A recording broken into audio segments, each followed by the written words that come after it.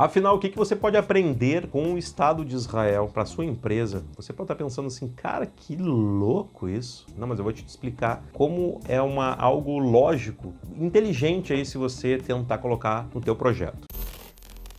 Fala, tudo tranquilo? Eu sou Daniel Cardon. Se você não me conhece, eu sou especialista e eu sou empresário no ramo de produtos de higiene e limpeza há 15 anos, pelo menos, trabalhando nisso e depois abrindo outros negócios vinculados a este mercado. Então, se você não é inscrito, eu já te convido, clica no botãozinho aí, é de graça, você vai começar a receber conteúdos falando sobre empreendedorismo e como fazer teu negócio crescer. Eu comecei do absolutamente zero, devendo inclusive, e graças a Deus, nesses 15 anos, eu comecei e estou aí até hoje no mercado. E fui também o criador, fundador da primeira loja virtual do Brasil no segmento de produtos de higiene e limpeza. Mas chega de falar de mim, eu quero falar então tentando te ajudar. Se você não sabe, e até voltando um pouco, falando de mim também, eu não sou praticante, eu sempre gosto de dizer porque existe ainda um preconceito muito grande. Mas a minha família é de origem judaica. Isso quer dizer que eu nasci, meu pai e minha mãe, judeuzinhos ali, também não são praticantes, mas vem do sangue, vem da família. Gostaria de ter mais dinheiro, que o pessoal gosta de dizer que todo judeu é rico, não é bem assim. Mas vamos lá.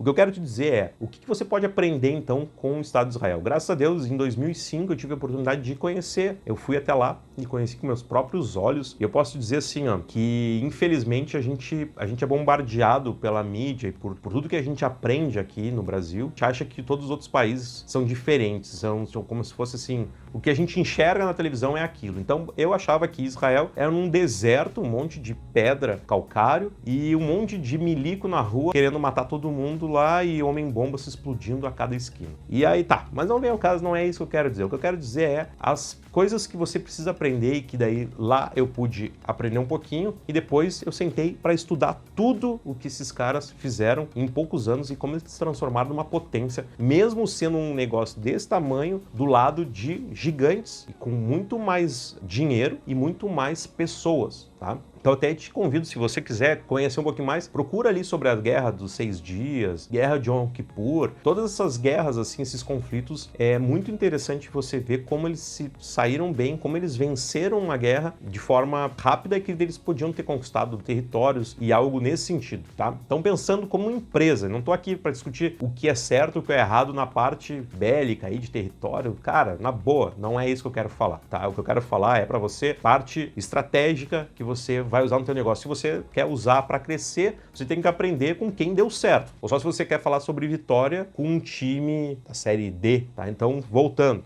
São 5 coisas, então, que você precisa saber. A primeira é treinamento. Bom, cara, esses caras, se alguém sabe fazer treinamento da parte militar, Israel, hoje em dia ainda é considerado, se eu não me engano, o melhor exército, mais treinado do mundo, tá? Esses caras treinam direto, eles sabem tudo, cara. Então, tipo assim, lá, para ter uma ideia, o homem, ele fica 3 anos, é obrigatório, tanto o homem quanto a mulher. Então, treinamento é a base de tudo. Então, na tua empresa, você precisa pensar, como eu vou treinar minha equipe? Ah, mas Daniel, minha equipe, sou só eu. Ok, então como é que você vai fazer para se treinar? Então você vai listar tudo que você precisa saber e você vai colocar o que está dando certo. Então, por exemplo, o que eu tenho que falar numa reunião? Vai botar e vai treinar. O que eu tenho que falar ao telefone? Então vai botar tipo um script, vai treinar. Treinamento. Então acabei de falar, essa é a primeira. Não preciso entrar em detalhe porque você já sabe, mas coloca e escreve, porque depois, quando você tiver uma oportunidade de contratar uma pessoa, você já tem ali pronto. Você não vai precisar ficar quebrando a cabeça do que é possível e o que não é possível, o que funciona e o que não funciona. Segundo, eu acabei de dizer então que se você é sozinho na sua empresa, assim como eu comecei, eu e minha mãe no caso, com pouca verba e ao mesmo tempo pouca quantidade de mão de obra, né, de pessoas. Você tem que entender que nada melhor do que você visualizar o exército de Israel. Ele é um exército pequeno comparado com os inimigos e ele mesmo assim ele impõe um respeito que qualquer empresa pequena gostaria de ter. Então número não quer dizer absolutamente nada. Isso vai te ajudar. Se você começar a estudar inclusive o que eu estou falando aqui, você vai começar a abrir tua mente, que realmente, pensando de forma inteligente, você consegue as tuas vitórias. Se você pensar, não, eu só vou conseguir crescer o dia que eu tiver 100 funcionários, ou eu só vou conseguir crescer o dia que eu tiver tantos mil na conta. Então não funciona assim. Se você usar a tua inteligência a teu favor, as coisas vão dar certo. Terceiro, usar os recursos de forma inteligente. Não tem lugar do mundo, pelo menos eu não conheço lugar do mundo onde os caras conseguiram, no meio de um deserto, e eu não tô falando, lá não é deserto de areia, que nem muita gente pensa que é um deserto igual ao do Saara, assim, não. Lá é deserto de calcário, é pura rocha, assim, aquelas rochas mais amareladas, e não tem nada, cara, nada. E eles conseguiram ali tirar água, conseguem, no caso,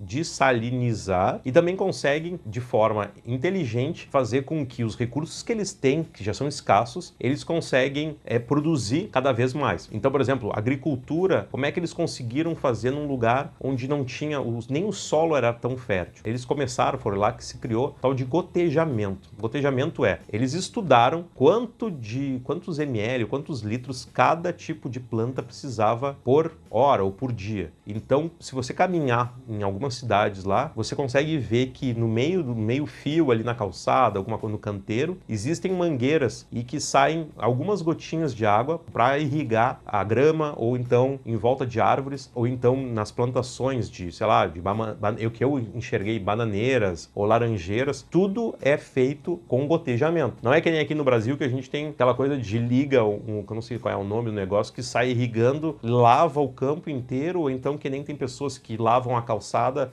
jogando água de mangueira ao invés de vir com um balde. Se você tem poucos recursos, você tem que saber que você tem que usar de forma inteligente. Então, evite gastar luz, evite ficar muito tempo ao telefone celular, evite coisas inúteis que você não precisaria ter, ou então às vezes, eu quero ter um melhor carro de entrega, talvez não seja o primeiro momento de você ter, ou então, eu vou ter um carro de entrega, como é que eu vou fazer para ter as minhas entregas de forma inteligente, que tipo de rota eu preciso fazer para entregar e não ter um custo muito elevado de combustível ou de manutenção do teu veículo. São coisinhas assim que, se você colocar também na ponta do lápis, no final das contas você vai ter um ótimo retorno. Quarta dica, está sempre preparado para o pior. Se você conhecer a história dos caras lá, é muito louco o negócio.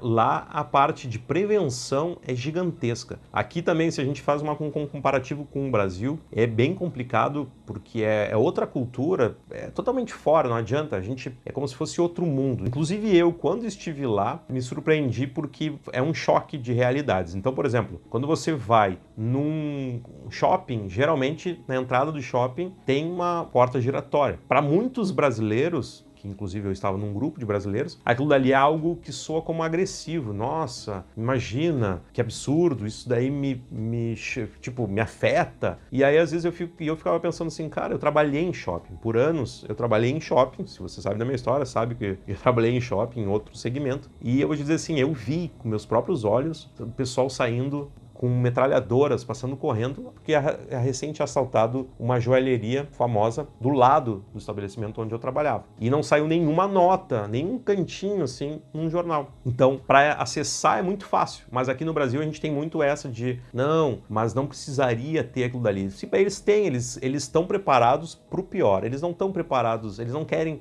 esperar acontecer, tá? Outra coisa também, inclusive, no nosso ônibus de excursão, era o nosso guia, que era um brasileiro, ele andava com uma arma e inclusive tinha um enfermeiro vestido de forma natural, normal, nada de uniforme de enfermeiro, mas ele era um enfermeiro do exército e também com uma metralhadora, e ele andava junto conosco. E isso lá também, para os estrangeiros, para os turistas que vão para lá e estão em grupos, soa como algo, meu Deus, onde eu vim parar? Será que é tão perigoso? E eles dizem, não, não é perigoso, é pelo contrário. Acontece que eles sabem que um ataque terrorista é muito mais provável os terroristas quererem atingir turistas para que essa notícia se espalhe pelo mundo inteiro, do que fazer um atentado somente para matar os israelenses. Não faz sentido para eles. Eles querem realmente que a mídia fique em cima quando morreu um americano, morreu um inglês, morreu, sei lá, algum europeu, um brasileiro que seja. Então eles têm esse tipo de política. Então, se você está entendendo o que eu quero dizer, você tem que estar preparado para o pior. Se você achar que tudo está lindo, talvez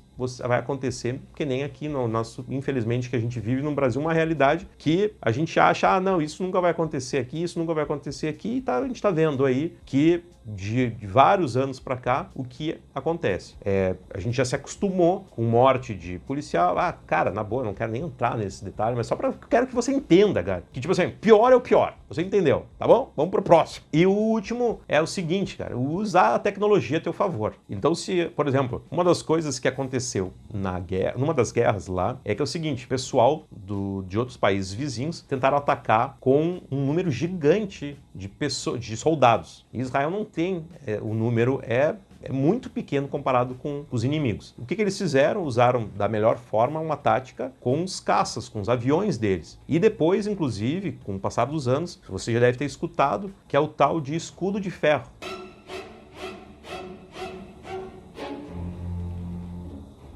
Então, eles são atacados e, no caso, eles conseguem se proteger. Tá acabando a minha bateria, então eu quero te dizer, se inscreve no canal rapidinho, se você gostou, dá um joinha aí, um like.